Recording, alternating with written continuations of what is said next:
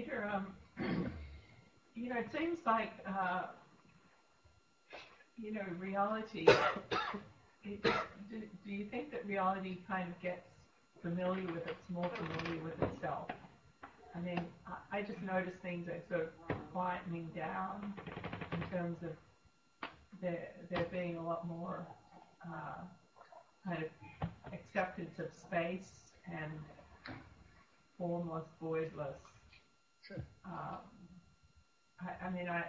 When I catch myself in this sort of flurry of crisis-driven intensity, where I just go, oh my God, look at that, reality really trying to get a look at itself now. And then, the more that I kind of become aware of that, the less I notice that happening. Well, a sense of normalcy continually recalibrates itself. So whatever your sort of baseline of the range of the way things seem to be is, if it gets to be in a vaguely similar zone for a period of time, then experience effortlessly recalibrates that to normal. Oh yeah. Mm-hmm. But if you had access to it to look at your normal now and then your normal 10 years ago, would probably be quite a different thing. Yeah. Even though it feels like the same normal, because normal is just sort of an arbitrary calibration. Yeah. It's like setting a zero level or something. No, it does. It doesn't feel like the same normal. It's evident that it's very different. Yeah. Even just from coming here regularly, that I notice. Yeah. There is, and I mean it shows up externally sometimes as me feeling a lot more comfortable in humanity. Rather than sort of self-absorbed. Yeah. Awareness. It's one of the more challenging aspects of assessing your own spiritual state, because when you're in a period of revelation, when you're sort of discovering something new, everything is just like wow, and it's very dynamic and exciting, and wow, this is really different. But then when you've sort of settled into that as a new, as sort of a new status quo, again, it sort of recalibrates as normal, and so all of that wow factor sort of tends to even out. Yeah, there's not a lot of wow factor going on. Yeah, and so which isn't bad. I'm actually kind of relieved that I'm not having to encounter that all the time. It kind of looks like drama in a way, and I've had so much of that in my life that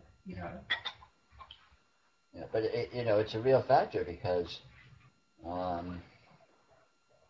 it can be easy to think, God, I'm really backsliding, or I'm really, what happened to all that spiritual insight I was having? But it's not that it's necessarily gone anywhere. It's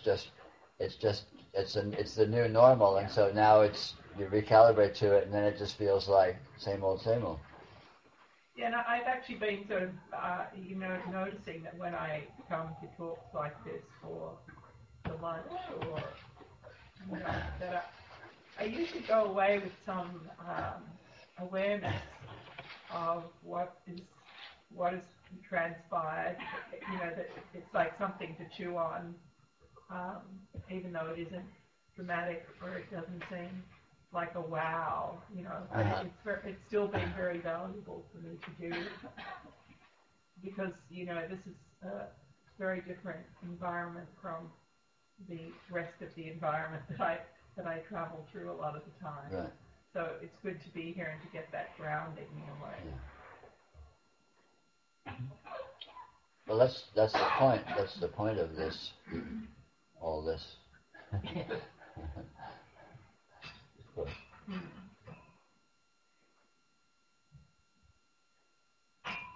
I think in a way that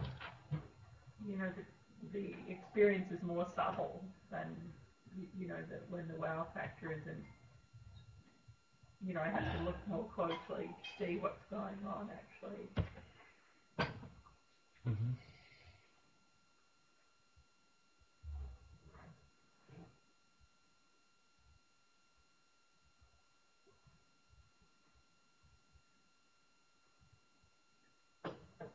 I think there's also an aspect to the drama, as you were saying that. I think we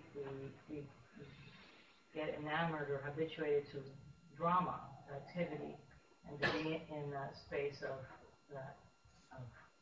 the ground, what do you want to call it? The drama just flows over it and it's not stimulating per se. You know what I'm saying? We're not habituated to being in a place of a community or whatever you want to call it, or attending to it maybe.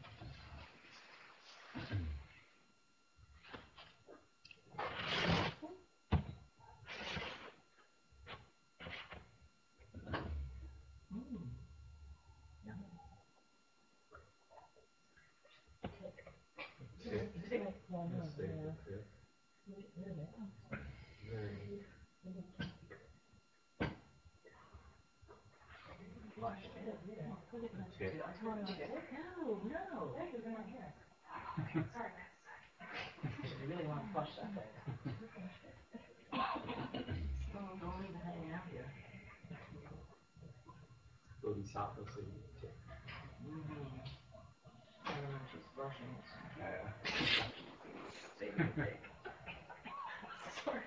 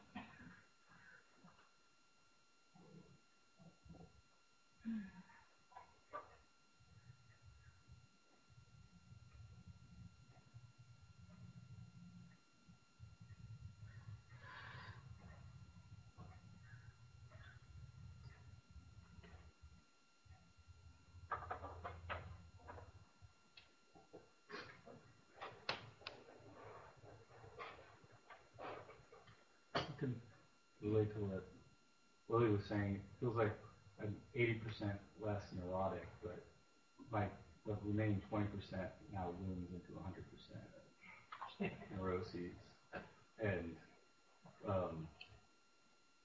then it gets to a point where I don't really care about it as much.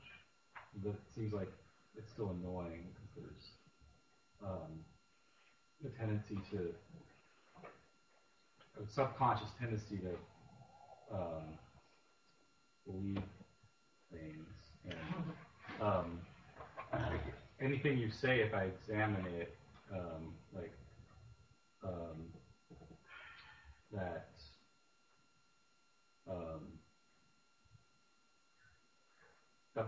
for instance, as an example, that any thought I have doesn't refer to anything in particular, and it can't, because that would imply some kind of linkage that couldn't possibly exist. And if I look at it, I can see that that's true. But in the absence of carefully looking, it just all moves back. It's kind of a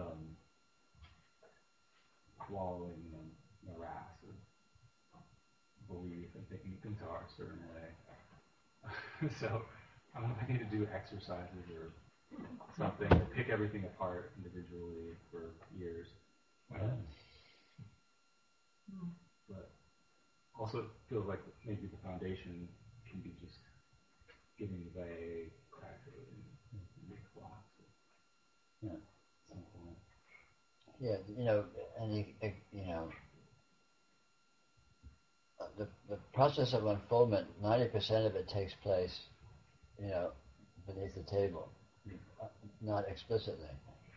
So the fact that you routinely or regularly see these kinds of things, even if you don't hang out there most of your waking time, let's say, they're still in your experience, and it works away in its own sort of, in the depths. Yeah. Breeding in the depths.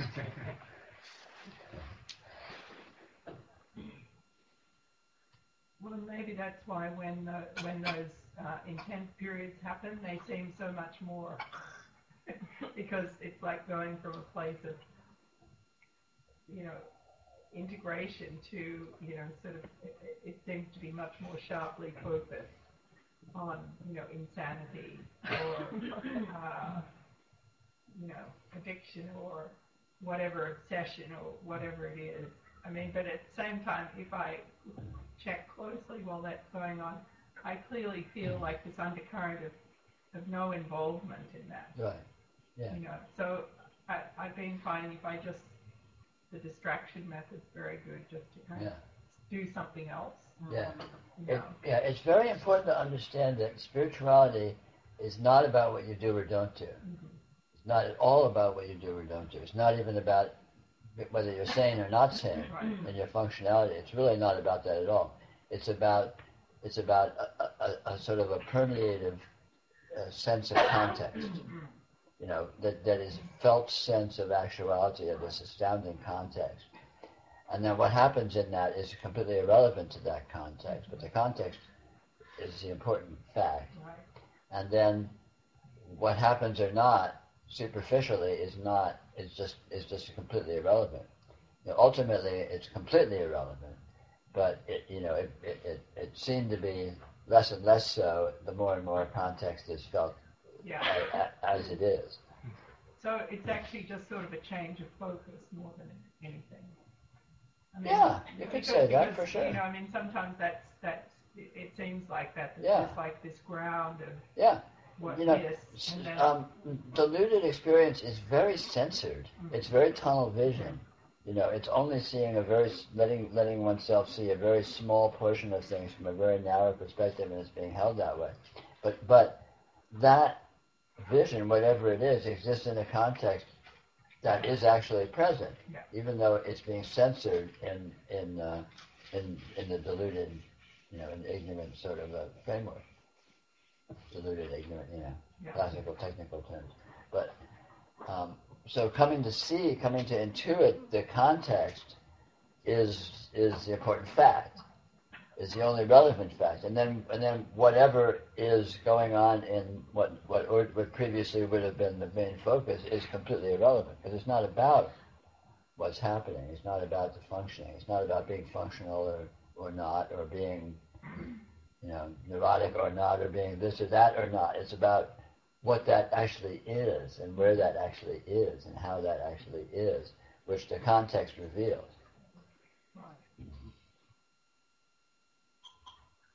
To use an astronomical analogy, the neurotic focus might be what's happening here with humanity on Earth, but the interesting fact is, but Earth is this tiny little dot of a planet in this vast galaxy of just incredible space and inconceivable energies dancing with each other, and so how urgent is it what's happening in this little spot in this context? Yeah, it seems very hard for me to get too worked up when I've got people around me going, but what about horrible woman? It's like where I'm just like, okay. Buy a fan.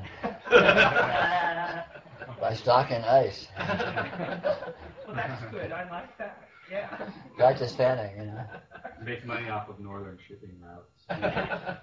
Well, they're already saying. Move to Alaska. Around, people looking at investment opportunities here.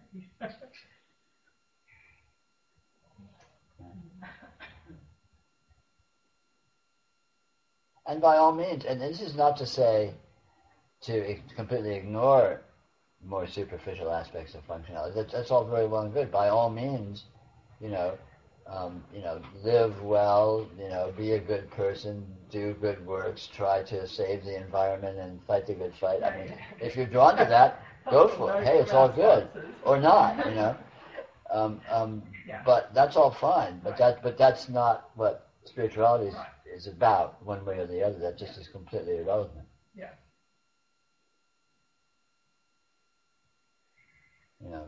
Ignorance is not seeing the big picture, basically, and realization is seeing the big picture. It's not, it's strictly a matter of seeing. Let's say seeing. It's a more profound than just seeing. It's a deeply deeply participatory, intuitive engagement. Connectedness. Yeah, connectedness. And there's a connectedness which is already the case, so it's realizing that connectedness. Yeah. It's really not also about, I mean, like if you go to bookstores, even open secret bookstore, it's not about self-improvement either. That's what I'm saying. It doesn't have anything to do No. with functionality or what you do or what you don't do or what your state of your personality is or the state of your health is or any of those things. Those are just irrelevant. And again, it's not contrary. It's not counter to that. I mean, by all means, improve yourself and be healthy and all that stuff. By all means, if you're drawn to that, But that's not relevant to the spiritual issue. No, well, it's relevant to the extent that you do it sometimes, I think, because if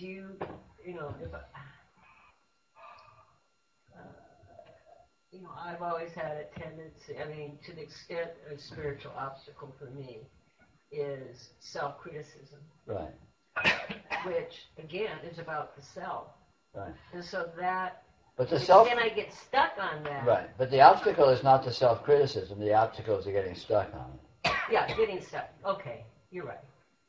So it's not like oh, I need to stop criticizing myself and then that'll be a spiritual solution. It's right. not. No. See reality, and then if you want to stop criticizing yourself, if you're still doing it, then you can do that. Yeah. Right.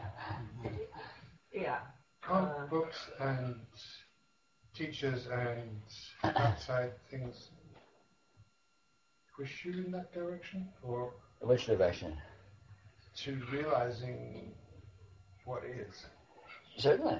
I mean, so the self-help books can be helpful. Oh yeah, but it's not because of the self-help. It's not because of the self-help. Because it may incidentally have content that is spiritually relevant. But if they encourage you to meditate, and meditation actually does something for you, then it's sure. Yeah, no, nothing is excluded. Right. I'm just trying to point out that the fundamental issue is not self. Is seeing what this is, seeing the context of it. Are you saying that there actually is no obstacle to realizing this? Not at all. So there's nothing, though something might There's nothing you need to do. Yeah. There's nothing that needs to be done. There's no condition that needs to be brought into being that is not already the case for realization to occur. The situation that is required for realization to occur is always eternally in existence. I mean, I think that's, with relation to my experience, I mean, I know that I do not indulge in this quote-unquote self-criticism anywhere near the amount. I mean, I was just mind-erotic behavior, like Lily was talking about. And I didn't try to do anything to stop that, but I stopped it because I'm more interested in what's real. Well, paradoxically, with realization can come major transformation, but that's a side effect. Right. It's not, the transformation is not a necessary prerequisite. Again, that's a byproduct. If you try to do it's a byproduct. That's seeking self-improvement as opposed to finding, just being curious or what's real. Yeah. And which is fine. The only downside of that is it could be a distraction to just reify your tunnel vision even more. Yeah, exactly. Anything. I mean, it's like that in spirituality. A lot of people, who are hardcore into spirituality are going for cities. They want to be psychic or they want to, whatever. They want to impress, infringe and influence people by walking on water or whatever. And that's just so. That's no less deluded than wanting to be, young and beautiful forever, or a billionaire or whatever. The normal, your normal ignorant person might hold as the ultimate goal. Yeah, I mean, I think the process seems to be. I mean, the way you've described it, like delusion or fantasy or telling a story, thinking the story's real. All those things are all sort of seem to be the same it's sort of the same mechanism. Oh, it's exactly the same. Things, but the main thing is that it seems to detract from noticing. Yeah, well, that's the only fact. There's noticing or there's not noticing, and not noticing is spiritual, the only spiritual problem. Noticing is the only spiritual solution. Right. And what is serving as the anchor or the focus of your not noticing is irrelevant. Completely irrelevant. We have a bumper sticker here. Yeah. A very long, Very complicated bumper sticker that needs to have footnotes to explain. Three words. Noticing, not noticing. But you say that realization is not transformational? Is that what you said? No, I say realization tends to be quite transformational, Okay, but it's a side effect. The the transformation is not a prerequisite for realization. On the contrary, but realization tends to have an enormous trickle-down effect. Yes. Probably Okay, in most cases, I imagine. Until you see what this is, until there's realization, it seems that noticing is connected with mind. The mind Well, it is. plays a large Well, part everything, in it. sure, but everything. There's nothing wrong with the mind. The mind is real. You know, sure, yeah. And noticing is mini realization. When noticing is departing from tunnel vision. It's to some extent being outside the spotlight into the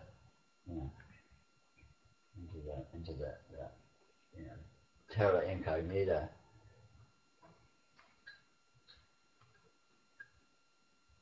That's very powerful. Noticing is getting away from tunnel vision. Yeah, well, it is. I mean, that's really a very simple way to see it. Yeah. I mean, ignorance is essentially just tunnel vision. It's essentially censorship, because it's not like these subtle, profound spiritual actualities aren't right here, right now for everybody, and everyone is actually experiencing them all the time. It's just being censored. It's being, shoved down into the unconscious mind and basically through a hypnotic kind of a denial process, just not being recognized.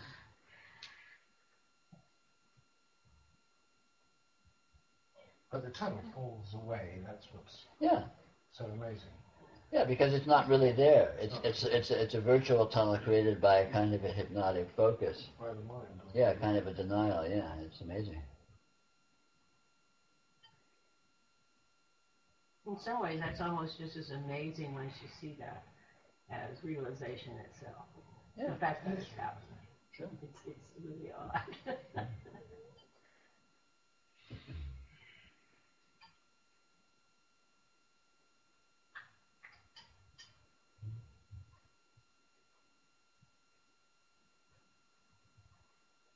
It's sort of like a Dungeons and Dragons type game. I mean, if that wasn't happening,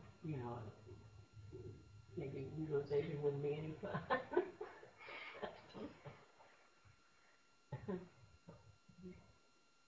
Well, the other thing, we were talking about at lunch on Friday is about divine revelation, which, can take myriad forms, it's anything and everything, being running to buy another car or whatever. And I mean, just broadening my view of what divine revelation is helpful. Rather than, having it as, certain tunnel vision, very specific sort of thing. It has to meet specific Yes. miraculous checklist of characteristics. Happened on a Friday, And I think one of the most helpful things from that discussion to me was reframing my belief that divine revelation is a positive experience. Because, if I reframe and realize that all of my negative experiences are divine revelation too, it's like, wow. And divine isn't, it's a mistake to think of divine as positive. Divine is, experientially, divine is just absolutely bizarre, weird, Yes. it's luscious. I mean, ultimately, it turns out to be positive just by default. Yes. When there's only one show in town, it's the good show. Well, it's the experience itself. I mean, the Yeah. interpretation of it is the negative or the positive. Yeah. And so when you take that away and you just go back to the core, wake up moment, then it has a whole different flavor to Absolutely. it, Yeah, but the noticing or the revelation part and all that is really just accessing that fact of weirdness, that fact of astounding, inconceivable non-definability, non-locality, all these astounding conditions that are actual but are completely inconceivable, completely irrational.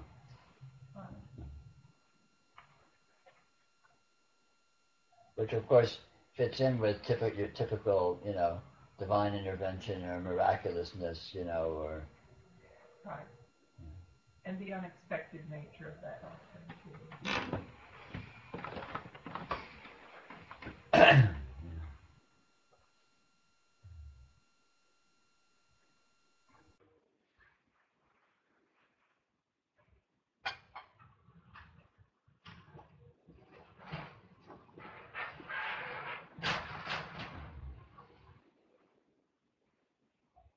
I was attending the seminar last week where they had us draw our timeline and mark off major things that had happened in our lives, and then they, at one point they said, now go back and count how many major things have happened to you in your lifetime. And then the woman at the front, she said, okay, who has one?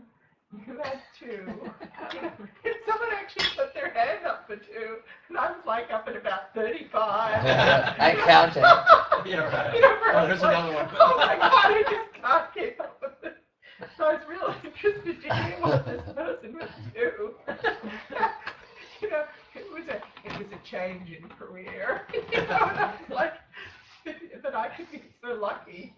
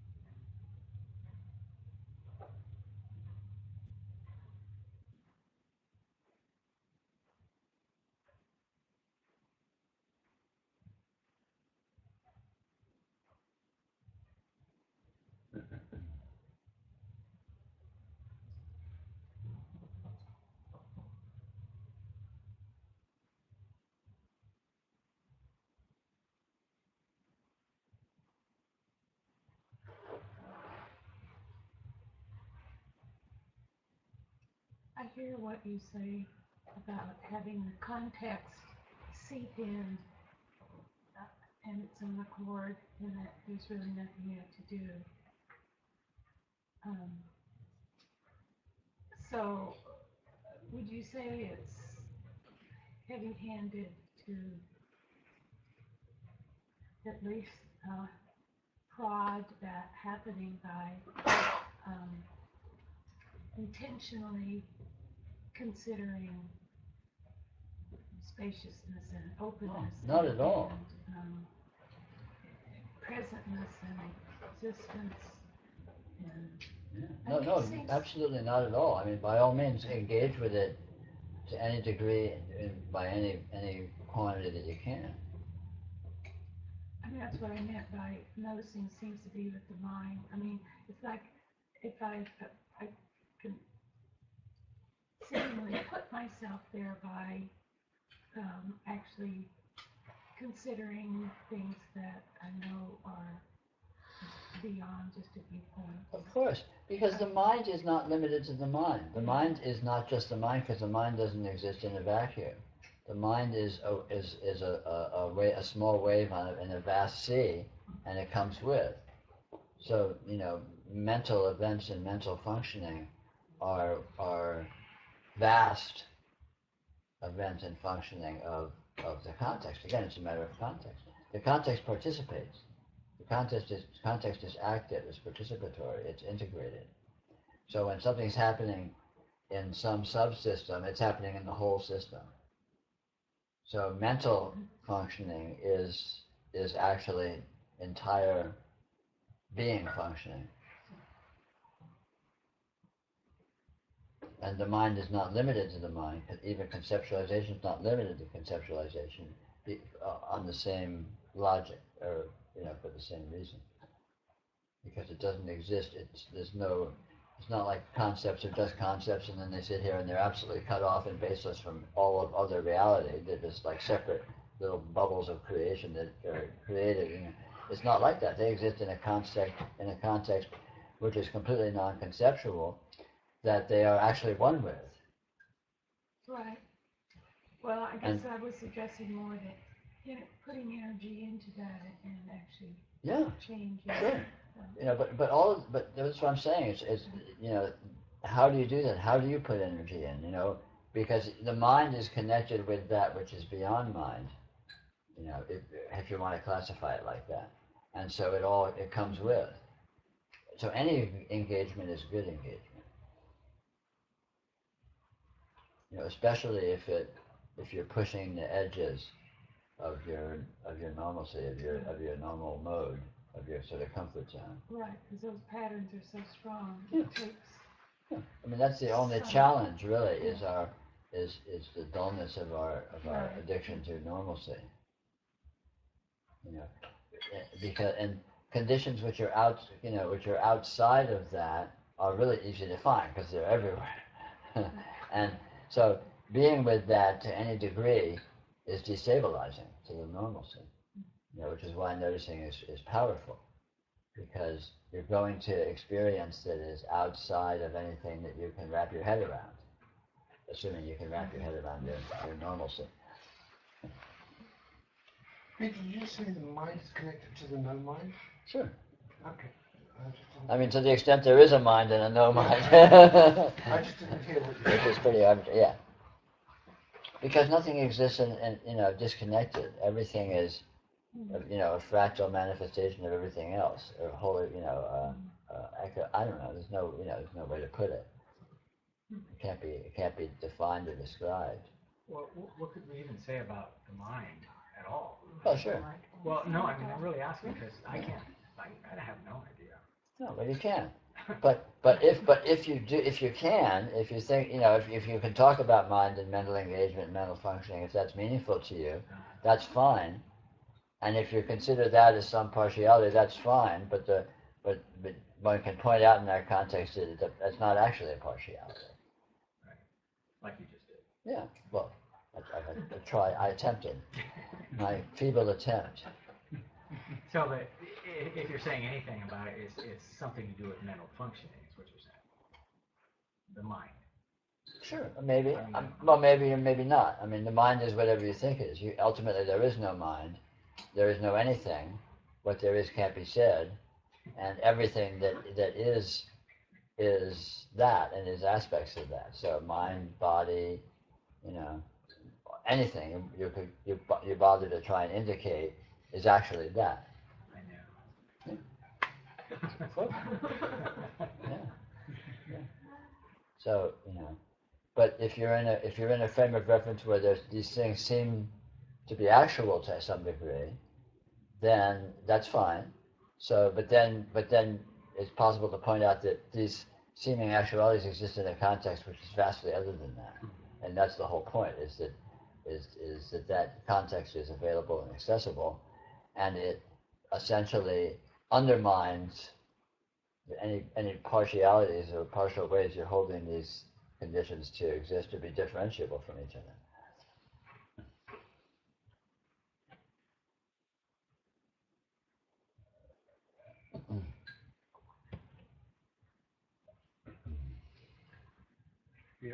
I was taking a nap today, and I noticed that anything that came up was sort of like a celebration of the context. I mean, everything was, wow, it was hard to go to sleep. It was, yeah, right, I agree with it. Party on. Yeah, even weirdness. You're a complete nut. Yeah, that's really great. And it's all celebration. It's all a sacrament. Even a wacky thing. Hey, fantastic. Peter, can you say a little bit more about what you mean? This word context is totally new in this, in our discussion. So oh, really? tell me what it means. I mean, what is it? Was did you use something else before? Oh, that's right. Lily made a joke, which is actually possibly accurate. That you have the new hearing aid, so you're hearing this word. Oh, context. We're talking about context. No, Everything is new. Celebration. Yeah, it's wonderful. No, it's wonderful. It's like you get glasses and all of a sudden, wow, look, it's a different world. But any condition that seems to exist at all as itself exists in a context that is other than it. Anything whatsoever that you can indicate or think about or whatever exists in a context that is more than it, more and other. I see. Anything. So if your experience is such that there seem to be things or subsystems or any way you want to characterize them whatsoever, that's all fine. But these things all exist in a context that is other than that. So yeah. So it's other than that, or you can't define it. Yeah. Or there's any localization you're in has an outside. Okay. That will be different. Okay. Yeah. And anything you can indicate has something else that you could also indicate that is not it, or is other than it. Let's say not it. The reason why I think it threw me off is because usually I think in terms of context, it's something a little bit more concrete. Well, context is the context is concrete. Yeah. It's actual. Yeah. But it's more the context that it exists in. Like conscious mind exists in a context of non-conscious mind, or let's just call it not conscious mind. Body exists in a context of not body. So on. So vision exists in a context of not vision, and so on and so forth. So everything is anything that you can differentiate as an entity or a field or any whatever exists in a context of something other than it. Something that, again, that made another way that I think threw me off is because usually when you say, well, let's put this into context, the speaker then goes and starts elaborating. All right. I'm talking about in terms of forensics or debate or something like that. I don't mean logical context. I mean experiential context. could say ground state or something, right? Absolutely. Yeah. Sure. The ultimate context is ground state. Yeah. Has nothing to do with the ground at all, but Well, in some philosophy, it's called the ground state as being the ultimate final condition with the context of it, everything whatsoever exists within. yeah, it's, what is it, the Sambhogakaya, Nirvana, Some kaya. There's no ground and there's no state. Some kind of kaya. Haya Kaya.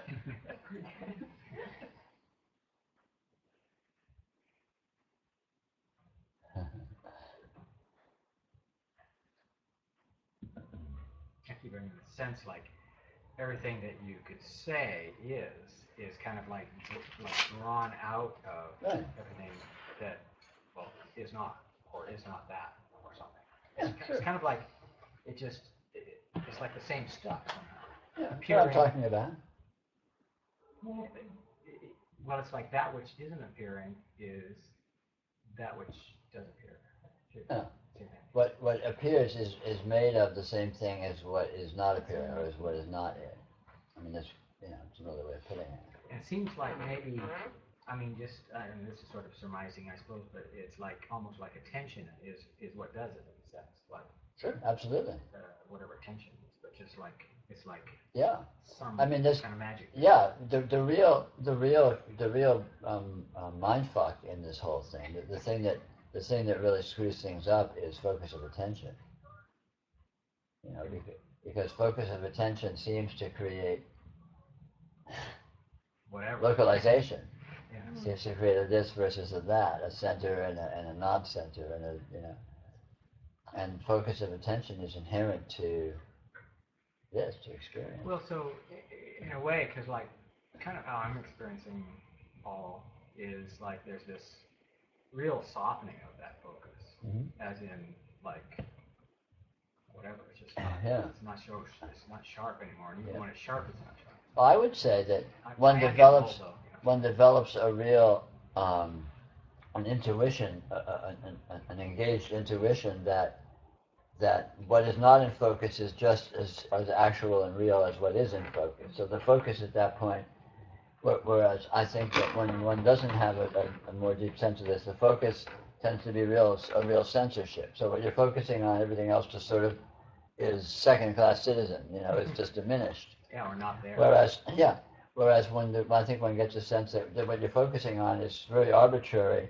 and what's not being focused on is completely as actual, even though it's sort of vague and fuzzy or whatever. You stop being a sharpness junkie, a sharpness Nazi. If it's sharp, it's real. If it's fuzzy, it's vague. No, fuzzy is, much more of reality is fuzzy than is sharp, by far. Well, and in a sense, it's as though I can sense it or feel it, but I have no idea how, or even if, really. I just have the intuition probably the best. You get a sense of sort of, it's a felt sense. It's a participation. It's an experiential participation in the whole field. That sort of fills that engages sort of the whole field simultaneously, whether or not it's in focus. And again, it's not a logical or rational thing at all. It's a felt sense. I keep thinking of the sounds like those elephants make that are like below hearing. You can't actually hear it, but it's going on. Whatever. But yeah, right. What you said. I mean, one way that mystics have often put it is one feels like the whole field of experience or the whole universe is one's body. In the same sense that one's body feels like one's body because of a felt sense of inhabitation, of engagement. You're engaged in the whole, every cell of it. But likewise, in realization, every experiential phenomena whatsoever is engaged in that same way. So it feels like this is me, and it's not a logical thing. It's just a felt sense of inhabitation, of engagement in the way that one is spontaneously engaged with one's body. Yeah. one is spontaneously engaged with the field, in exactly the same way. I think like my first real sense of that engagement was sort of like the sense was that it was in my body, and I could really feel what I might call presence in like I felt in the body. Yeah, sure. And then that was great, but then I just like, okay, why is that limited? Yeah, qualifying it as being in the body or not just becomes sort of arbitrary, and it's just sort of it's sort of inhabiting the fullness of presence. Presence is here, is actual, is me, is it, is this, and it doesn't. It's not biased. It doesn't have portions which are less it or portions which are less relevant. It's all it, inclusive and palpably so. And so this full engagement with the whole field is felt. It's felt. Saying it's intuited is true, but that's a weak way to put it. It's really felt. It's actually a radiation. Mm-hmm. People's energy does radiate out, sure. And you receive it whether you're aware of it or not. Sure. And that, there's nothing to say about it. It's not just your energy. Whatever your energy is going out. Right. Well, I was thinking less in those terms, more in terms of the full bubble of the experiential field as being one thing.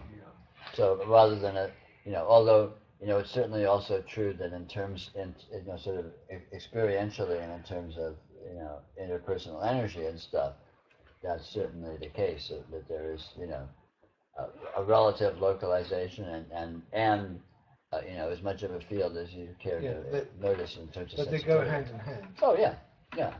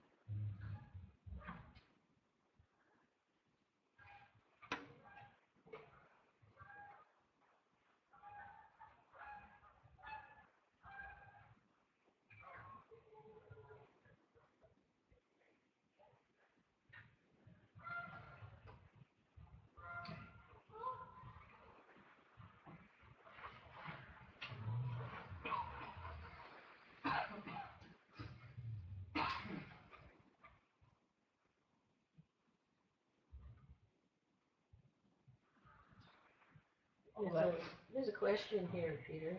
Yeah. From Mike Riley, I think. Could Peter discuss the seeming paradox of only my bubble of experience, mysteriously and apparently coexisting with infinite others? Sure. This is a matter of theory versus practice. Pragmatically, your bubble of experience alone exists, and other people's bubbles of experience exist as aspects of that for you, for any given person. And of course, the opposite is the case for them. You exist as an aspect of their bubble for them. In practice, this is the case. Theoretically, one can speculate that every portion of reality may in some sense be a center of a bubble, that every other portion of reality is merely an embodiment within. perhaps every atom or every quark is a being around which all other phenomena are oriented from its perspective, and the same, of course, for every other quark, and so on and so forth. And of course, since we can't have direct experience of this, it's irrelevant. So that just sort of becomes theoretical speculation. It's like Indra's net. Yeah, exactly. We're talking about Indra's net here. But experientially, from a yogic point of view, all these kinds of considerations, the worst they can, the best they can possibly do is tie you up in knots, because because one's sole duty, yogic duty, is to discover what one's bubble actually is, and other people's bubbles, whether or not they exist, is irrelevant. And theoretically, you could suppose, well, if I really discover what my bubble is and how it exists, and their bubbles are the same way, okay, cool. But again, that's getting sort of theoretical rather than practical. Is completely about you. It's all about you. Yoga is a solo sport, basically. I mean, in a group like this, we're all here and we're all engaged with yoga. But we're each engaged individually with the yoga, and everyone else but the individual is just an aid to their experience, and that applies no matter how many individuals there are. Still, for that individual, everyone else is just part of the cast of thousands. They're a karmic convenience to interact with, to bounce off of. Like someone you might be dreaming about that you can have meaningful interactions with and meaningful exchanges with that can express karmic meaningfulness and so on.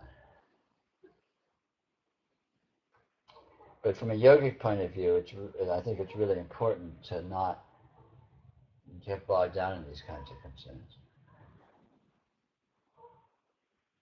And again, and also not to get that extreme about that philosophically either. Not like, oh, I alone exist, because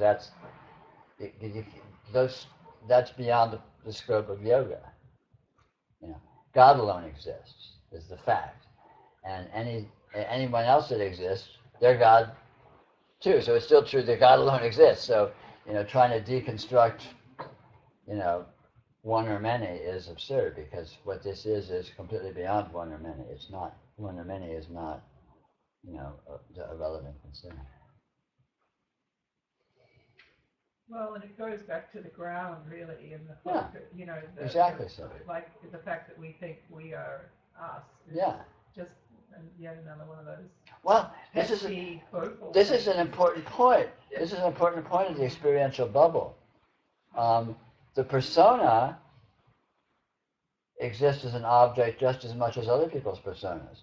So in the bubble of my experience, Peter Brown is as much a karmic convenience as everyone else that appears, because this is not the bubble. Peter Brown is not the bubble. The personality is not the bubble. It's appearing within the bubble, just like other people and things and situations and buildings and so on are appearing. Yeah.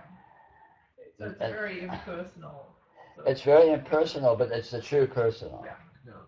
If it's not a personality-based or an individual-based personal, it's everything. Yeah. It's the person. It's the true person of everything, which is the person. Right. It's a tricky thing, isn't it? Well, it is. To try and think about it's just going to make you dizzy. To even grasp. Yeah. It's sort of like holding something but not holding something. So I recommend just approach it as a yogi, and the job as a yogi is to settle into the fullness of radiant presence. And don't worry about trying to make sense of it or parse it or one or many or me or you or just let go of all that stuff. That's too much, superficiality. Just settle into the fullness of the actuality of radiant presence, and that's doable. Yeah. It's right here. It is a fullness. It is actual, and you happen to already be it. So it's really, really doable. It's actually quite easy to do. You don't even have to do it. You just notice that that is the case. And then when you do that, you've accomplished the yoga. And then you can become a philosopher and worry about whether or not anyone else exists. Well, I was thinking, that my focus, has been about either being a body, being a soul, being a something, and when in fact I energetically experience, reality, then none of that has any relevance, really. Yeah, because reality is not dependent upon definitions. Yeah. It's not dependent upon telling it what it is. On the contrary, its actuality is sufficient, and that is mysterious. Is who cares? That's just beside the point. It's not that it's real. It's actual. It is what it is. And is it the soul? Is it the Atman? Is it the Dharmakaya? Is it the the Holy Ghost? Is it what? These are just like signposts. It's this. It's actual. It's real. And that reality is the important point. And the fact, and especially the relationship of that reality to the individual, i.e. you, is the important point. And you discover, oh, I am this reality. This reality. I am this. And that's the fact. That's the yogic realization. And that's what's powerful. Yeah. And it really takes away the vulnerability, too, of there being anything to destroy or... Totally. I mean, it casts things in the perspective of their actual situation, which fortunately happens to be completely wonderful. A condition of fullness, a condition of complete independence and invulnerability, a condition of complete positivity, complete.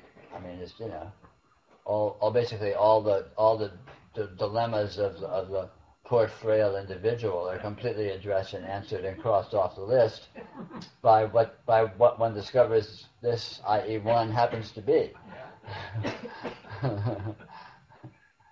I mean, it's just so fortunate that happens to be the case.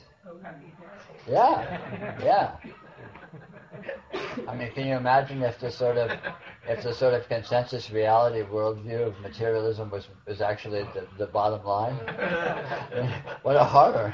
What a complete horror!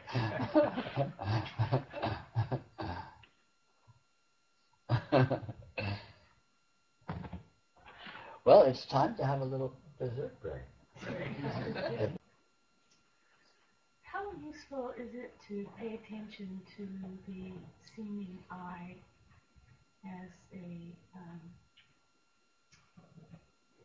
a way of recognizing the vulnerable? I would say it's useful to the extent you can do that inclusively. In other words, pay attention to the I and really see what that actually is. If a sense of I is, then it's an experience. And so if you can look at the experience of what that is, then you'll be being with actuality. The problem with I as a thing to look at is it's liable to be particularly complex and potentially confusing because of all of the psychological baggage of self-image and all of that stuff that our personalities tend to carry around with them. I mean, as an energy. Yeah. Yeah, exactly. To the extent you can be with it as an experiential condition, as an experiential energy, let's call it. Yeah, that's great. But being with any experiential energy is good noticing. And the trick is always, what makes it noticing as opposed to just a game, is if you're able to be with the actuality beyond what you're used to holding it as being, or beyond what it used to seems to be to you. And it doesn't matter what you are with that way. It can be the eye, or it can be this napkin, or it can be anything whatsoever. But to be with the experience of it beyond what it's seeming to be, that's what makes it noticing. Because then you're being with what we called the context earlier.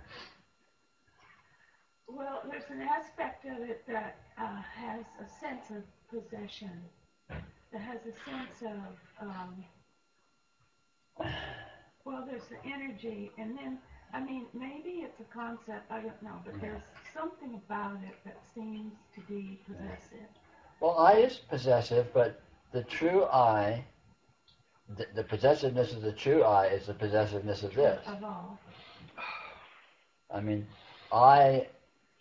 But that's a real shift. I mean, Yeah. there's a shift there that goes Yeah. from an energy that has a possession to an energy that changes. But the I-ness of the full field is actually not any different than the I-ness of the psychological self. They're one and the same. You know, it's a different context, you might say, or a different sort of field of engagement. I don't know, different what, whatever. The feeling tone is that must. That's the point. The feeling is the same. I is a true intuition. Yeah. But when we partialize it by saying I is, you know, the psychological self as a biological byproduct of chemical activity in the brain, which is dependent upon the body in this vast environment, which is not I, that's where we're coming up the works. But the felt sense of I-ness is very real, and that I-ness permeates the whole field. So the field is I. The field is real. You know, the sense of I is really a sense of reality. The field is, you know, I mean, it doesn't verbalize it, but basically the field is telling itself, yeah, I am, I'm real. You know, and that's essentially what the felt sense of I is. It's a sense of actuality, of I don't know, of entityness, and you know the self, the personal self, and the psychological self, and the body, and all that are false entities. But the true entity, the totality of the field, is the true I, and the I that anyone feels is actually that I-ness of the self-actuality of the field that is being felt. It's just being misappropriated by being partialized with definition. So if it doesn't feel extraordinarily vast, then there must be a kind of containment of that in a kind of unconscious way that Possibly. keeps it within a... It's not that, I would say it's not that it's vast, it's just not particularly spatial. It's not oriented to a space, to one space or another. If it feels like it's oriented spatially, then that's some kind of, essentially believed in or imagined orientation. Isn't it something to do with, I only use the word ownership. Right. It seems to me that if you own the sense of I, you've missed it. Yeah, quite possibly. I mean, you're probably over defining it, lost in a web of definition. Well, I can see like that introducing something. There's like an addition comes in, right, which is a slightly change of the energy. Maybe so. Yeah. But the felt sense of the actuality of I am. That's the feeling I am. Just that pure feeling. That is absolutely powerful and fundamental. You know, and it is a genuine sense of, you know, I am is just a translation of this is, of beingness, the genuine self-verifying authenticity of beingness, which is completely and obviously manifest here in the being of this. And that felt actuality, that certainty of actuality, is translated as, oh, I am. Because there's also sentience, there's also, you know, this beingness is not inert. It's hyper sentient, it's hyper intelligent, it's hyper engaged. So it's, you know, it's actually much more of an I than a this in a certain sense. Although, you know, it is what it is, and it's not, you can't translate it verbally or conceptually. But I suppose there's a point at which reality kind of gets sick of doing that, you know, where it kind of goes, oh, I'm not that again, you know. Sick of doing what specifically? Well, just misidentifying itself with Oh, itself. yeah, well, sure. Well, this is what happens when the unfoldment kicks in proper, you know, when the main unfoldment is like, you know, the delusion and partializing just becomes nauseating after a while, and it becomes cloying, and you can't stand it. And it's like, God, I just gotta, it's like Kansas or bust, There's just gotta be an alternative to this pathetic, How many times can you do that without?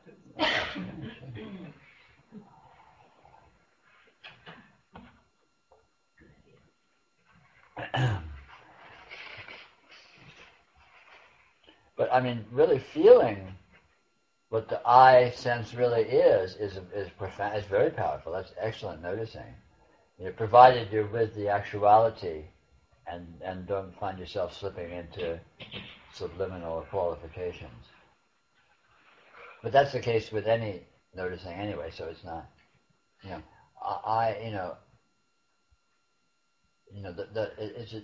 it's the actuality, the felt sense of I versus having some concept of I, and that's the shade of gray in there.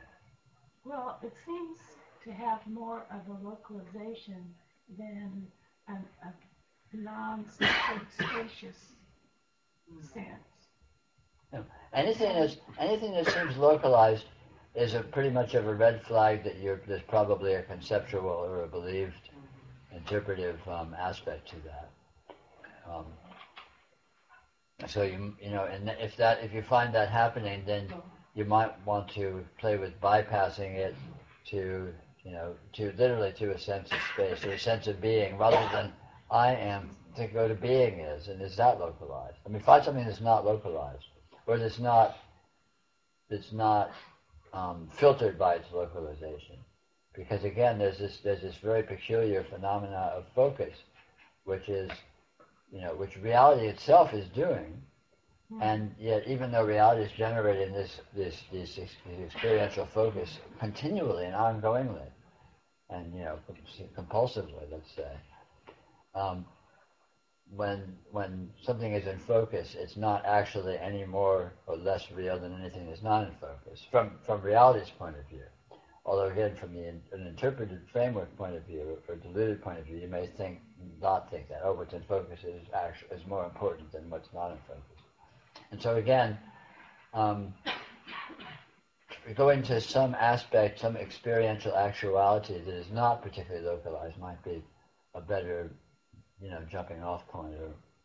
Well, I can flip back and forth between those two. Uh-huh. There's like this amazing sense of isness, but it does seem like it's so powerful and so concentrated that it seems kind of localized, and then or flip out and around, which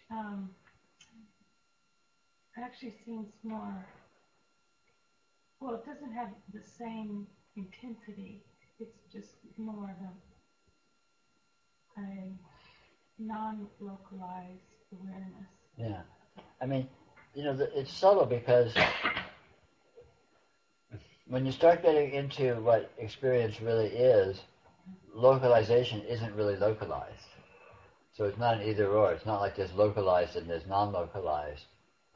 It's like in a dream. A dream exists in the context of deep sleep, which has essentially no localization, and yet in that context of no localization, a sense of localization can bootstrap itself up, and all of a sudden you're in a dream, and the dream is here, and in the dream there's a here and a there and all this stuff. But all of that localization is actually not localization, because it's just bootstrapped up out of non-localization and exists in a context of non-localization of deep sleep. And exactly the same thing's going on right here. So any sense of localization that occurs in a waking state is actually, an actuality that is completely non-local. There's nothing other than here. Let's put it that way. There's no condition other than, there's no there. There's here, and every there is just a euphemism for here. But Peter? Yeah.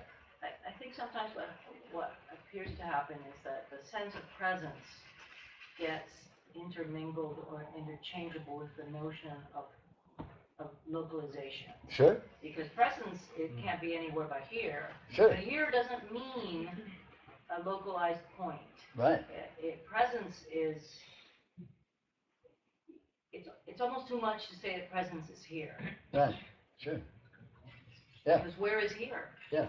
Well, that's the point, is that there's nothing but here. Exactly. In the same sense that there's nothing but now. But those two. And to see that, you see that there is actually just a variation of here. So when I say that window, the kitchen window over there is there, and and my body is here, if I say, well, where is the there that the kitchen window is? Where is it? Well, it's here in experience. Where is the here that this body is? Well, it's here in experience, and that's the same here. So then you get that here is not, a spatial pointalization. Pointalization. Yes, ma'am.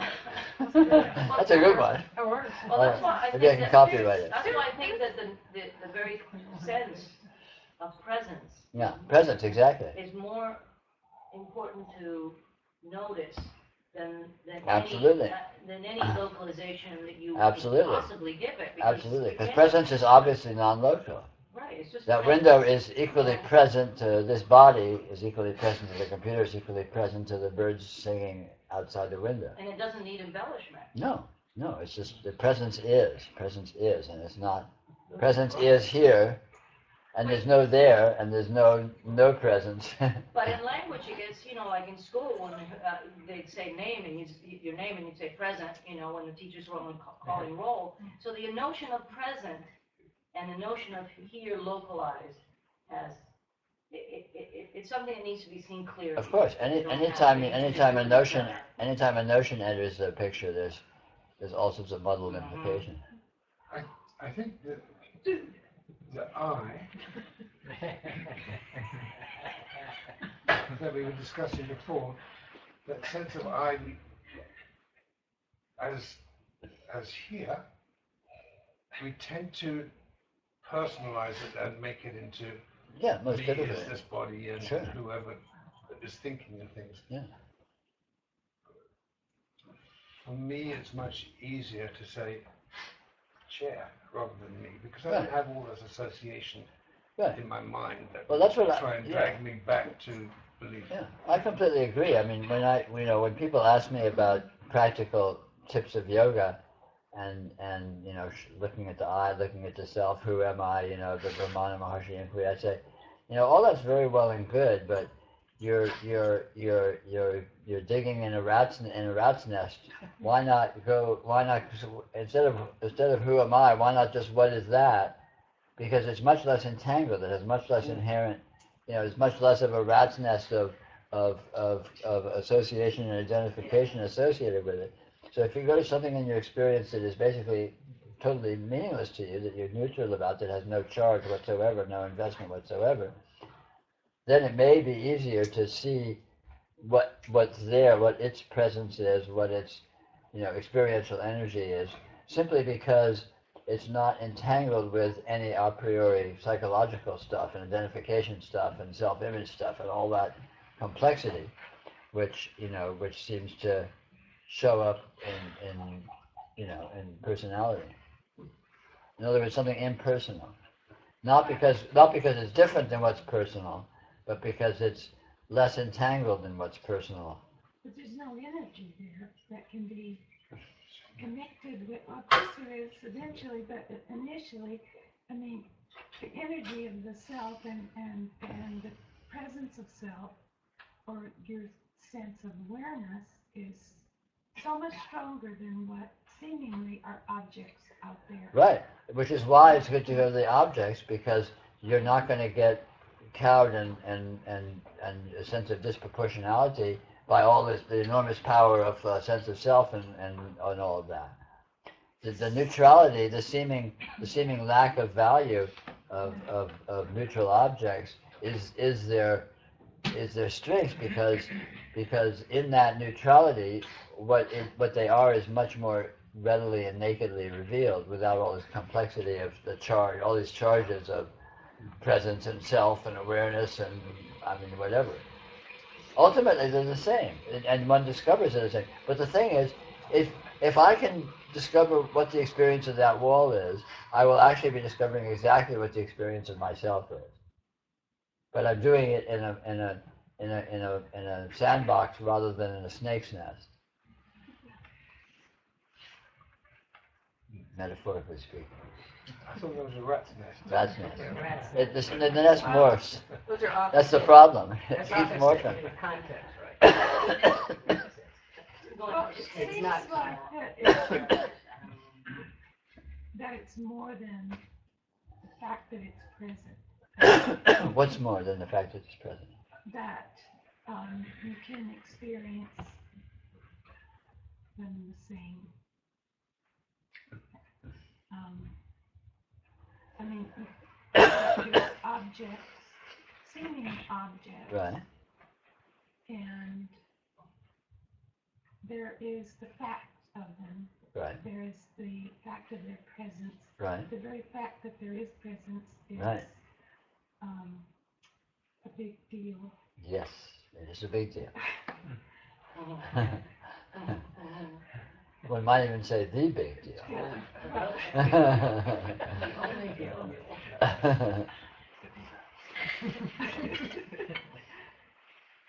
But then,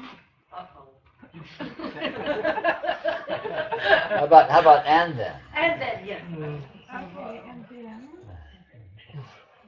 then something a lot more major happening when that explanation or recognition or appreciation of seeming objects on that level, Right. for that to then change into all presence and all self, Sure. to not even being there, Right. are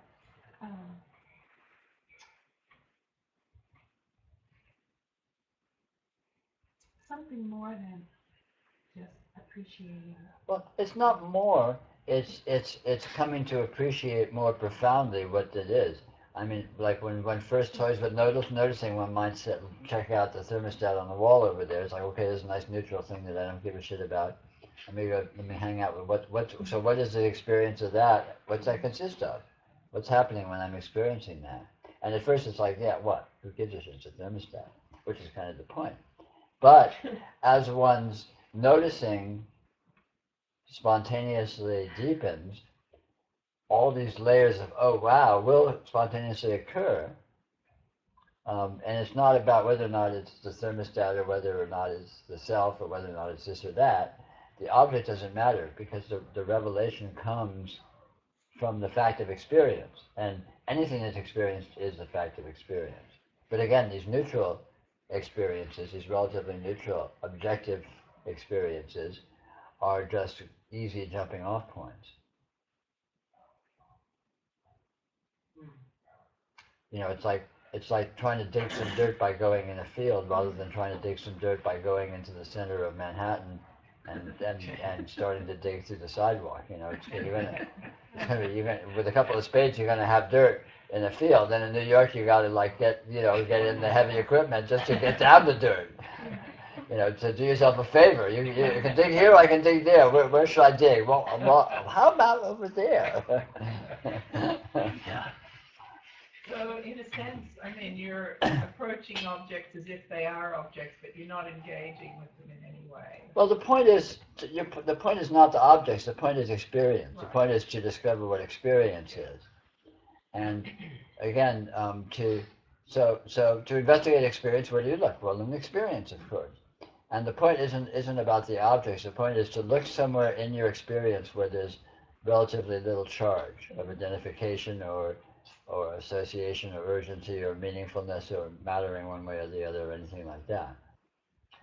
As opposed to someplace where there is a lot of charge and association and memory and identification and urgency and all that, just because all those factors aren't going to simplify things, they're going to complicate it. And whereas if you go to a more simple area of your experience,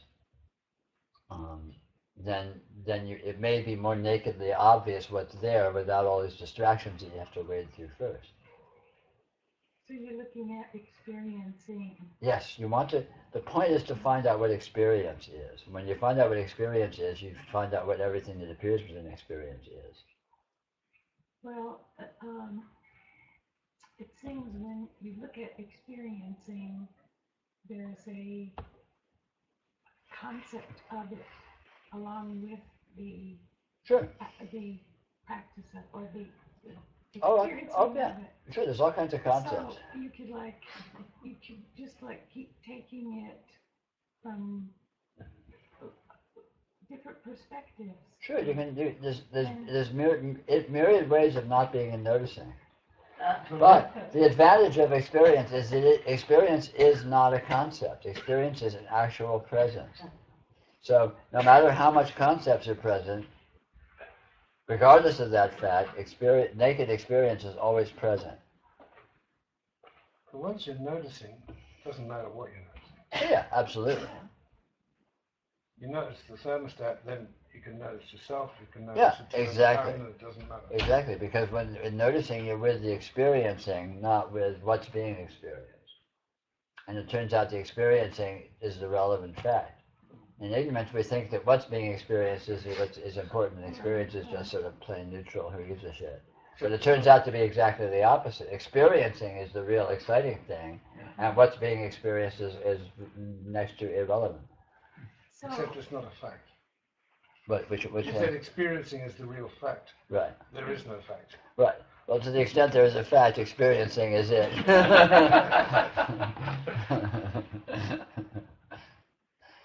the feeling tone of experiencing.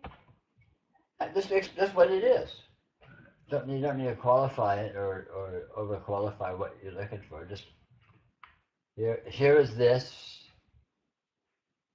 experience. What is it? What is it? And how do you find out what it is? How do you find out about what it is? Well, you put your hand in it, you look at it, you poke at it, you slap it, you drink it, you try and light it on fire. I mean, you just do shit with it. You experiment with it, and then through engaging with it progressively, you learn about it.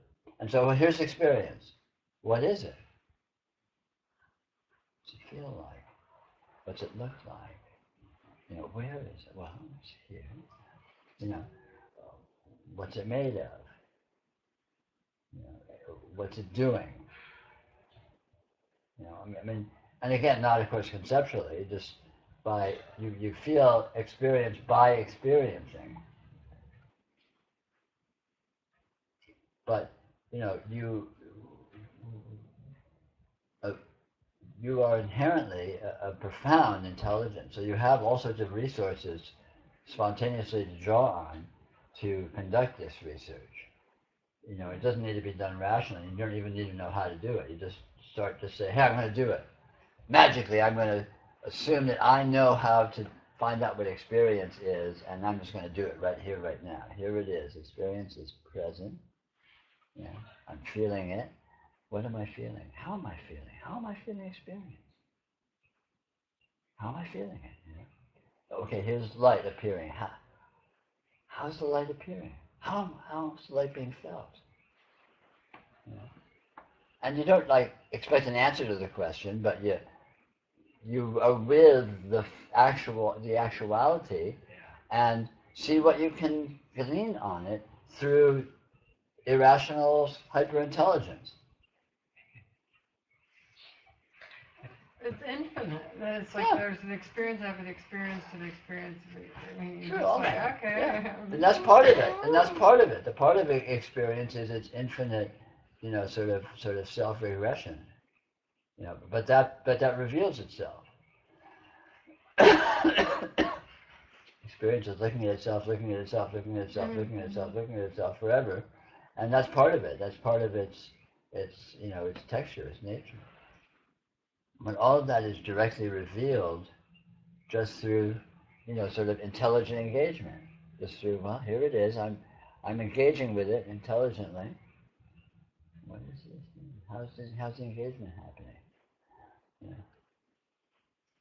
And surprisingly, that can be productive, as opposed to well, God, I can't figure out how can I possibly make any sense of this experience thing. I mean, it's just here, but God, it's just here. It's not doing it. It's just no, don't make sense. Just do it. Just explore it. Just do it, and and it's actually doable, even though you can't say anything about it. You can't say how it's doable, and yet it's in practice it's doable because it turns out that the resources you have to bring to bear on investigating it are the same resources that it is, and that is doing it. So you are up to snuff with it because you are it. So you can meet it. You can be with it as subtly as it is with it because you are already. Well, it's interesting to see how far you can go in being right with it without any predilection for doing it in the future or getting it further or more deeply, and just to do it as deeply and fully and now, presently, as you possibly can. Sure, absolutely. It's not about progress. It's just about this. This right here, right now, is the whole thing. This is the finish line. So, just being with this is the result. Is the final result. Is the answer. Is the finish line of the process of being with this.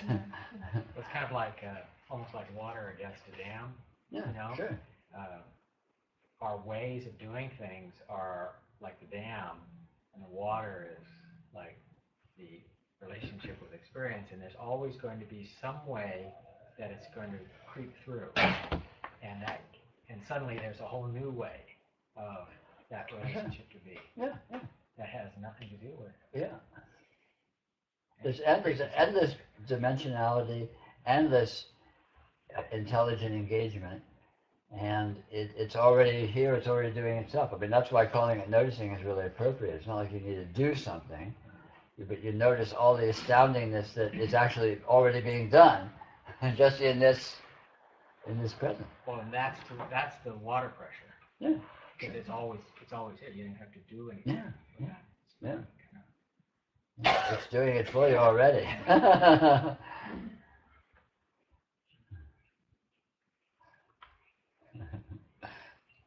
You said before that this is productive. What does that mean? I don't know. If anything's productive, this is. If there's anything to be produced, this is doing the producing. This is the producer. This produces itself. If there really is anything produced. Well, Seeing this is productive. You usually mean when you, and I've heard you say many times that this is a positive, active thing. It's not it's not just a void or a negative or a non-active. Right. It's a spontaneously creative. Yeah, it's complete positivity in the sense of a shine. Positive, not in the sense of good versus bad. Positive in the sense of shining forth, of putting forth, of being creative, of yang. It's present. Yeah, it's present. It's present actively. It sort of feels like you. Go ahead.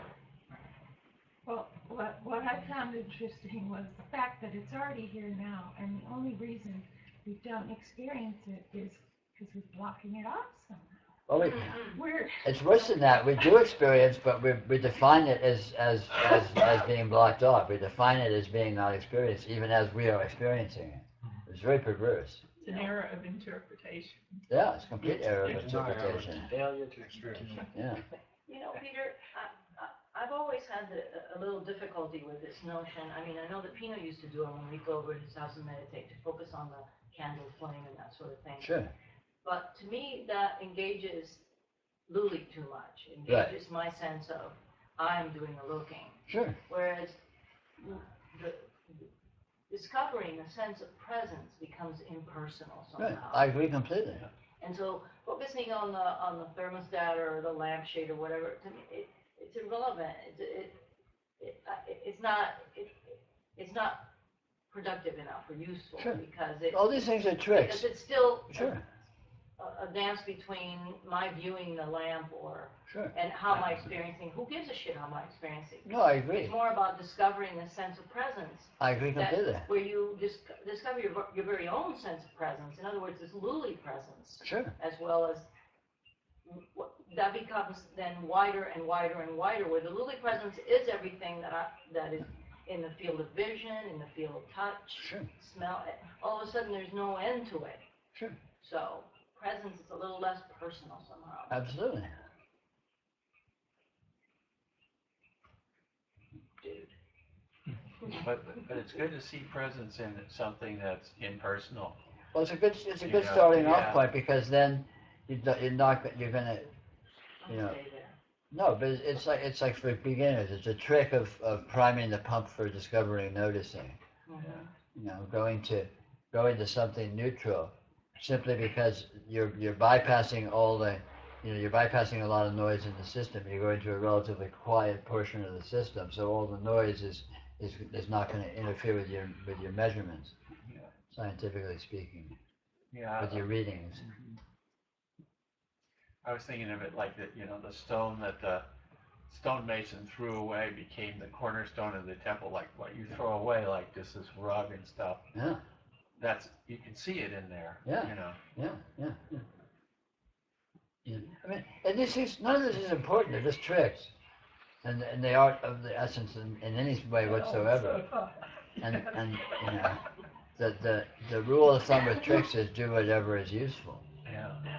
If something's not useful, screw it. You know, it's not like it matters. It's just a trick to get things rolling. Jumping off point. But the main thing about jumping off points is to jump off them. Don't stand on your jumping off point saying, okay, where's the big excitement? No, it's like jump off it.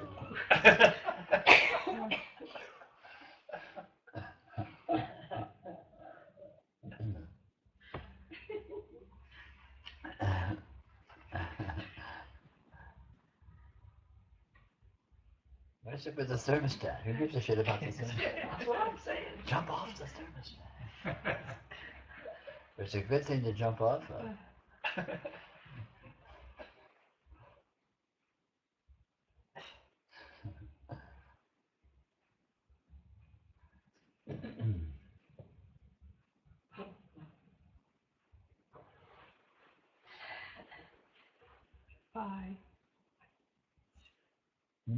By doing what? By what? Well, that was I think it's fine. I thought you were gonna jump. Back to a world. I'm making it all. I'm gonna jump. Out the back is more out the back. well, those kinds of phrases are used a lot. You know, just let go or jump off or just. I mean, what are you referring to when you say that? By. Well, in this case, you know, in the case of the sort of itemized enumeration of how to notice, you know, first you find a relatively neutral area in your experience, and see what's there, and then when you're seeing what's there, jump off of what's there into the fact of its experience, the fact of experiencing it, or the fact of its presence, or anything whatsoever. But jump off of the whatever your specific starting point is as a specific, and then be with what it consists of. That's jumping off.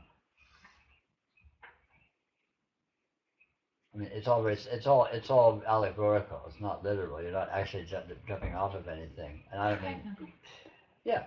Well, it's literally allegorical. It's not even technical. It's more very, very vague, meaningless metaphor. But it's like a magic trick. You know, remember the movie Dumbo? Remember the little black feather? Really? You don't remember Dumbo? Anyone remember Dumbo? Yeah. Okay, all right. Come on, let's go for Walt Disney. All right. Great movie. The black feather, the little feather. Yeah. Yeah. Okay. It's the crow's Hold feather. this feather. It's a magic feather. Well, Horton hears a who. That's Horton hears it. Whoville. Yeah, it's a magic trick. So the whole jumping off is a I go it's with not Mary Poppins. literally true. There's nothing to jump off of, but you discover there's nothing to jump off of by jumping off. There is. There is. See, there is. No, you know what you can think, if you have to think of it somehow, the jumping off is the jumping off of all the ideas, jumping away Sure. from your name, your place. Yeah, your, jumping away from orientation to a frame of It's reference. like Yeah, you're pretty good. changing attention from one thing to attention to something else. No. No, you're changing attention from one thing to no attention at all. Yeah. Well, yeah, that really, there's a change of attention. Well, it's a change of orientation. Yes.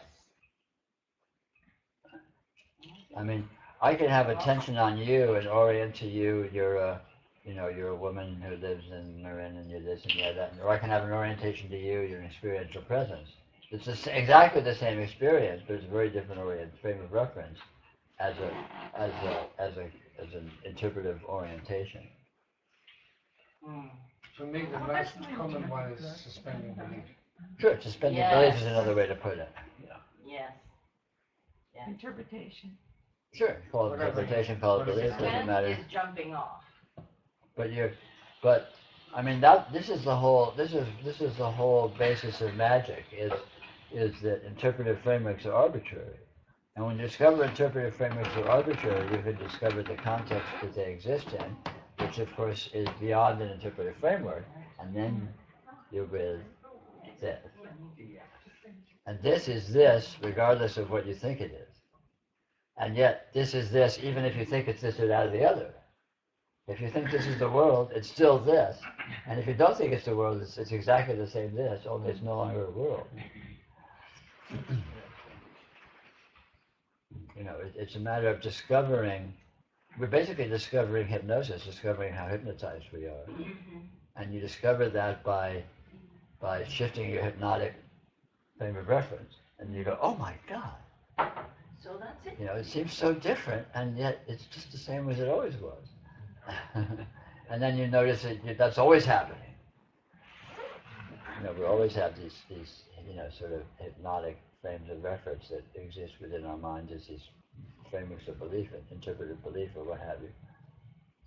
And they have absolutely nothing to do with what they're an overlay on top of. They have nothing to do with this, except that they exist within the context of this. But things are not what you hold them to be. Things are not what, I don't mean you, but things are not what they are held to be. They're what they are, and what they are is completely other than what they're held to be. And so the trick is to get from holding it to be this, that, or the other to what it really is. And that's the jumping off part. But if there are no interpretations, then how can you tell what it really is? Because it is what it really is. And you're capable of meeting it that way. You're capable of meeting it beyond interpretation because you're beyond interpretation. You are what it really is. And so you're capable of being with it as it is. And it's not a matter of completely squelching interpretations. The mind is such that interpretations they're spun out a dime a dozen, mile a minute. But that has always happened in the context of other than that. It happens in the context of actuality. It's like two layers, and it's possible to notice both layers. And the one layer is primal. The layer of what this actually is primal, is huge, is impactful, is like powerful. And this layer of interpretations is flimsy and tiny and a little minuscule house of cards happening over here in the corner. And when we're under the sway of hypnosis, it seems to be the opposite. The interpretation seems big and heavy and solid and impactful and meaningful, and like the fact of experiencing is just like, who cares? But it turns out it's actually just the opposite. And noticing is discovering that fact. Noticing is discovering an inherent shift of priorities to the actual priority of the incredible meaningfulness of this actuality, and the essentially complete irrelevance of these interpretive frameworks. They're just little willows of the wisp. it's interesting that the movie Dumbo has like sort of like 3 stages in it. There's a stage where he's got big ears, and it's a just total problem to him. You know, he's tripping on him, et cetera, and gets in trouble. Then there's the stage where he gets drunk and he doesn't know it, but he's up in the tree. Right. And so he's then given the magic feather by the crow. So that's like the second stage. It's like an interpretation, but it allows him to be who he really is. Right. It's a trick. Yeah. But it allows him to be and experience his actuality, right? Right. And then it's inevitable that sooner or later he's going to drop that feather. I mean, sometimes It's just a feather. flies away, and then. But he stays in that reality of But it's the same reality. Yes. Yeah. Good observation. Gonna have to go back to the I like it. This Dumbo thing sounds pretty massive. I know, we're gonna have to go. all the Disney movies are profound spiritual allegories. All the old ones, they are profound spiritual allegories. Devil. Well, they are, but the devil is the great initiator. That's how Dumbo became Ganesha. That's where Ganesha came from, you know. Yeah. There was no Ganesha before the 30s. So that's what we're doing here. You know, we're just getting a bunch of magic feathers, right? Sure. No, maybe. I mean, if it helps, you know, these tricks are useful if they're useful. You know, and if they're not useful, and you need a trick, find another one that is. However, you know, like let's just say coming here is a magic feather, right? Sure. And Absolutely. And you know, I get to experience then myself as, or this as it is. Sure. And maybe someday I won't need a feather, so who knows? Don't need it now. You don't need it now on the way home, but you're still experiencing it. Yeah. There is no feather. Spoon or you. One of the best scenes of the whole thing is when he's up in the tree with his little mouse, I think, is in his cap. Yeah. And you really remember it's this, the don't 3 you? crows. It's great. It's a great story. The 3 crows are sitting on a branch, Yeah. you know, and they are so cool. Yeah. They're like matter of fact and like, you know, jiving with each other and just like telling him what the truth is, which he can't believe. Yeah. I think we have a copy of Dumbo. Let's have a movie night. Yeah, really. We should put it in right now. Salvation depends. That's right. That's right.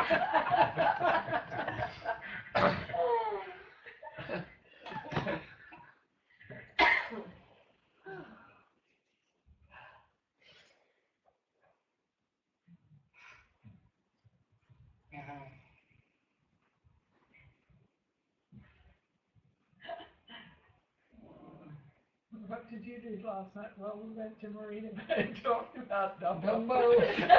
Dumbo sessions. That's a new one. I got my feather. New heights. I bet you are just talking about Dumbo.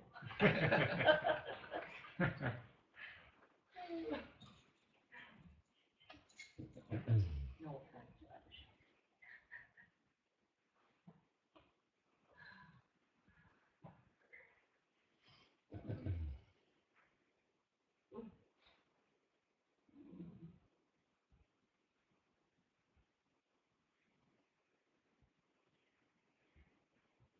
Well, it does seem interesting, Peter, that as time goes on, my immediate point of focus is completely distracted from entities and apparent beings, and you know, it just seems much easier just to not focus on anything at all. Sure. Yeah. Just sort of doesn't make very good company socially. You know? It's like people just go, oh, that's a problem. But it doesn't really bother me. It's not, you know, it's sort of a disappointing thing. Sure. Yeah, sure. And actually, it's interesting because most people don't even notice that you're not focusing on anything. Right. You know, they just Well, they don't know. early along their way.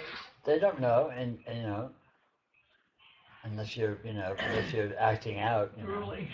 Yeah, you're drooling or keeping your eyes closed or falling over or, you know, wetting yourself or something like that.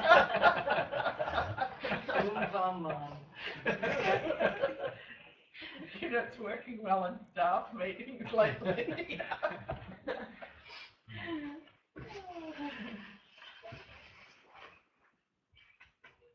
Most of it seems like people on those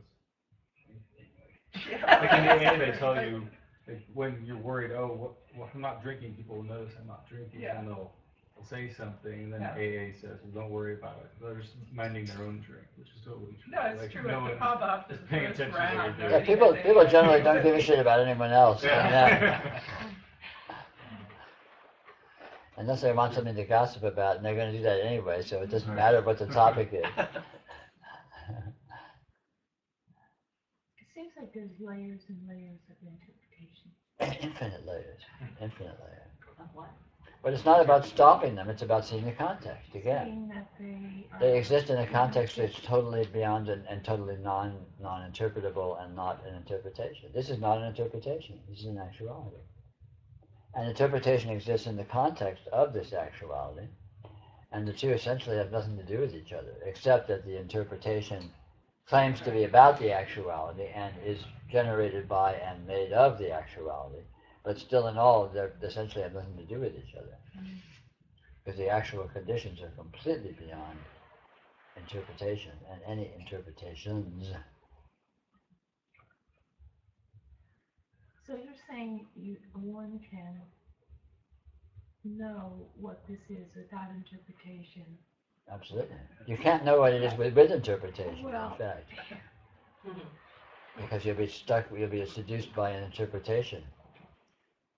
Well, that's my point. I mean, it's like you don't know that you are until you're out of it. Exactly. And so you have to discover that there is an out, which is the initial spiritual challenge, discovering there is an out, and then familiarizing yourself with it and developing more and more access to it, and essentially relaxing into the out.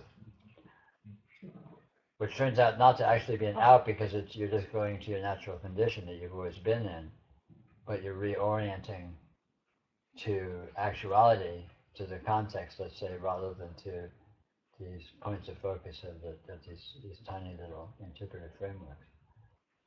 You only ever known this as it really is. Yeah, there's nothing else to know. Never been anything else. Yeah, this is reality. It's the only reality. It's the same reality. The only reality that's ever been.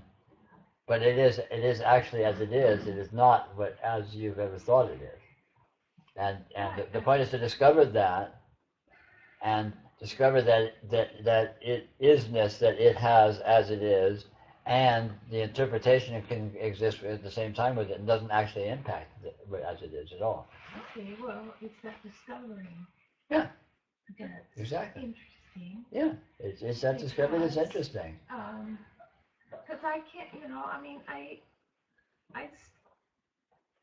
still see that as a chair. I mean, I know it's not a chair, and I know I'm interpreting it as a chair. It's okay to see it as a chair, but what you're seeing is not a chair. What you're seeing is an experience, is light, is color. Color is not a chair. Light is not a chair. Form is not a chair. But that is a chair. And that is a chair. That is a chair, but what it is completely beyond a chair. So much more than a chair. A chair is made of non-chair elements. A chair is made of light. It is made of color. It is made of sensation. It's made of sound. That's what a chair is made of, and none of those elements are a chair. But a chair is an arbitrary juxtaposition of those elements, sufficient for you to classify it as chair. Here's exactly the same elements are manifested here, but you wouldn't qualify this as a chair unless you had a really funny shaped butt and a strange idea of comfort. Right? But there's nothing here but light. There's nothing here but light and sound and sensation. So this is actually the same thing as this, in terms of the elements that it's composed of, and let's say different frequencies or different textures. But this is a chair and this is a glass. Well, you're seeing without words. And you are seeing without words. Even when words are present, you're also seeing without words. Because vision is not a verbal phenomenon. Words may be present, but when vision is present, words are present, is here, vision is present here, and they don't impact each other. Well, they coexist, let's say. Notice sometime when you walk in a room, you don't have to name everything that you're coming in contact with as you walk into the room. Sure. Your feet don't need to acknowledge that this is a floor and that they are feet. Yeah, you can name it, but you don't have to, and it doesn't, you know. It's present. Most of the time, you're not naming anything. I don't think it's so much when you look at the chair, you're like, you're not going to get to a point where you don't see a chair. No, of course not. It's sort of, you just see that the fact that the chair's here is such a It's miracle. It's more than just a chair. Yeah, I mean, you sort of see the push of the whole thing. Yeah. Or something. You It's see the energy. Yeah, the magic, the literal miraculousness of experience. Experiencing is a miraculous event. Right. You know, not in some vague poetic sense, but literally, it is a miraculous event. This is a miracle. That this is here is a miracle. It's a fucking miracle. It really is. It's the miracle. Done. Capital letter. Yeah. But Underline. it's also mundane. Well, because there's nothing else. Mundanity is made of this miracle, and that it can seem to be mundane is more of its miraculousness. Yeah, you don't have to, not see a chair. Yeah, but that it can be a chair is just a minuscule side effect of the miracle of the fact that this is. It's like it's selfness. It's selfness, suchness. Yeah. And that's like, Yeah. And this is not splitting hairs. We're deconstructing what being consists of, and most of it is nonverbal, most of it is non-conceptual, most of it is non-analytical. The portion of this that is a chair is relatively small compared to the portion of it that's color, that's light, that's sensation, that's sound, that's whatever. And you don't have to make a demon out of the definitions narration. No. That you can It's a matter of see seeing it the as proportion. energy too. That is its Yeah, own selfness. exactly. You see the proportion rather. The problem isn't conceptualization, interpretation. The problem is not seeing the proportionality of that. Interpretation is a relatively small event in a vast field of experiential characteristics that are nakedly present as themselves. And yet, when you're deluded, the interpretation is huge, and the interpretive events are relatively small. You go to a museum, you're much more interested in which one is painted by a master than than what the damn thing looks like. You're not seeing the color. You think, oh my God, this is a Gauguin, incredible Gauguin actually touched this. It's like, what? It's a fucking painting on the wall. It's colors, Read with the damn colors. Enjoy, see what's there. Yeah. Oh no, that's wrong. This one is. Yeah, right. Exactly. Yeah. But the art metaphor is really useful. But no, it's totally useful. But it's a matter of seeing the proportion. What it says on the little label next to the picture is this little tiny label with a few words on it. And the picture is this amazing panorama of completely non-verbal, non-conceptual presence of amazing experiential characteristics. And that's the proportion. And that's about the same proportion of, all of our heavy-handed interpretive frameworks about what we think we and everything are and we think is going on. It's like a little label on a wall, on a museum wall next to a big canvas, which is all of these experiential characteristics, which are entirely actual, non-verbal, and nakedly revealed. Just to see that proportion. Oh yeah, the picture's big, the label's small. You don't usually go in and there's a big label. This is the Gauguin, and it's a little postage stamp size. Right? But very often people spend as much time with the label as they do. Exactly. And so this is the point. It's like, In the metaphor of People the often artwork, spend as much time with the label as they do. in the metaphor of the artwork, sometimes you'll go to a museum and you'll see a new exhibit. And I notice anyway, the care in which the curators presented the exhibit, the room, the space it's in, the floor, the layout itself, it pops out for me as well because it's the context in a sense in which they are trying to prominently bring your attention to something. Sure, and the curators of those museums are aware of that because they're artists themselves, so they're aware of the staging of it to have an effect. So again, they're playing with experiential textures. you can appreciate that. Anyway, it's quitting time, so good night, online people. Good night. Sleep tight.